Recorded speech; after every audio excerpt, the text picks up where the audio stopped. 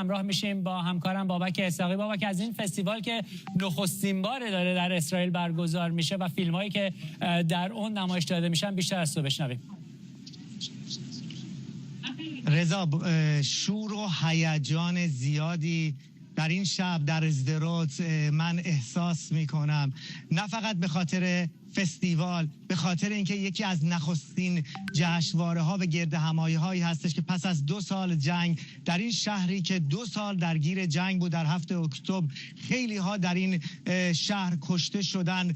فقط 36 پلیس در ایستگاه پلیس در اینجا کشته شدن. امروز بار دیگر به زندگی برمیگرده و بیجا نیست که نام این جشنواره هم نوروز گذاشتن، یعنی روزی نو برای مردم اسدرود، برای مردم اسرائیل و ایران، برای فرهنگ ایرانی. و در این فستیوال نه تنها فیلم های ایرانی بلکه موسیقی ایرانی هم پخش میشه. من در کنار خانم دانا سامح هستم. دانا هم پدر و مادرش ایرانی هستن ولی خودش اینجا دنیا اومده، به سختی فارسی حرف میزنه ولی عاشق فرهنگ ایرانه و تلاش میکنیم که چند کلمه ای رو از ایشون به فارسی گوش بدیم. دانا، چه احساسی داری امروز؟ اولیش هم میخوام بگم که تشکر که اومدید اینجا. ما این فستیوال را کردیم به خاطر که میخواستیم پولی بسازیم به مردم ایران، به مردم اسرائیل اینجا در شهر اسدرود. میتونی کمی عبری هم صحبت کنی؟ من ترجمه میکنم. היה חשוב לנו לכבד את התרבות הפרסית של יוצאי איראן שנמצאים כאן בישראל, וגם את התרבות של האיראנים שנמצאים שם, ולהגיד להם אנחנו רואים אתכם מה בשומע עשתים ומחכים לשלום בין העמים. תודה רבה. תודה דנה.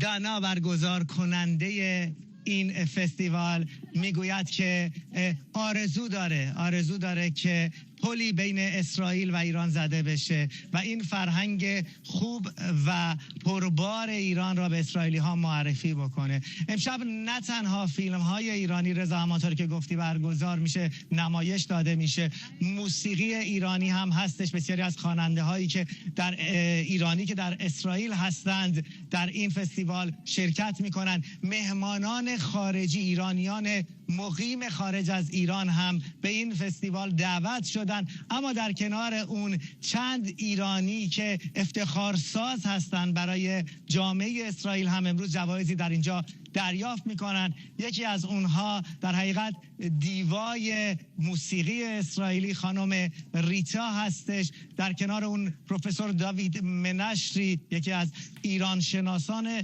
بزرگ دانشگاه تل‌آویو هم در اینجا حضور داره. همانطور که گفتم شبی هستش که پر از احساس، پر از شوره و در کنار اون فیلم های زیبای فارسی را هم میبینیم. مرسی بابک از توضیحاتت. همکارم بابک اسحاقی در اسدرود اسرائیل. امیدوارم از این جشنواره لذت ببری. از مهمونت هم ممنونم.